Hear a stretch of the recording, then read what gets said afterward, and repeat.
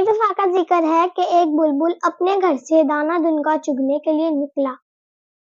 اٹھتے اٹھتے اسے خبر بھی نہ ہوئی کہ وہ اپنے گھونسلے سے کتنا دور آ گیا ہے۔ جب شام کی تاریکی بڑھنے لگی تو اسے پتا چلا کہ اب وہ تو اپنے گھر نہیں جا سکے۔ اسی فکر میں رات کی تاریکی بڑھنے لگی۔ اب وہ پریشان ہوا کہ وہ اپنے گھر کیسے جائے گا۔ اچانک وہاں سے ایک جگنو گزرا۔ اس نے بلبل سے پریشانی کا سبب پوچھا۔ بلبل نے بتایا کہ وہ اپنے گھر سے بہت دور آ گیا ہے اور رات کی وجہ سے اسے گھر پہنچنے میں مشکل ہو رہی ہے۔ جگنو نے اسے حوصلہ دیا کہ وہ فکر نہ کرے، اللہ تعالیٰ نے اسے جو روشنی دی ہے وہ اس کی مدد سے اسے اس کے گھر تک چھوڑائے گا۔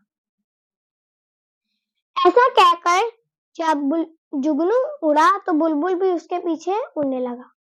تھوڑی دیر میں جگنو کی روشنی کی وجہ سے بلبل اپنے گھر تک پہنچ گیا۔ بلبل نے اس ہمدردی پر جگنو کا شکریہ ادا کیا۔ نتیجہ: ہمیں ہمیشہ مشکل میں دوسروں کے کام آئے۔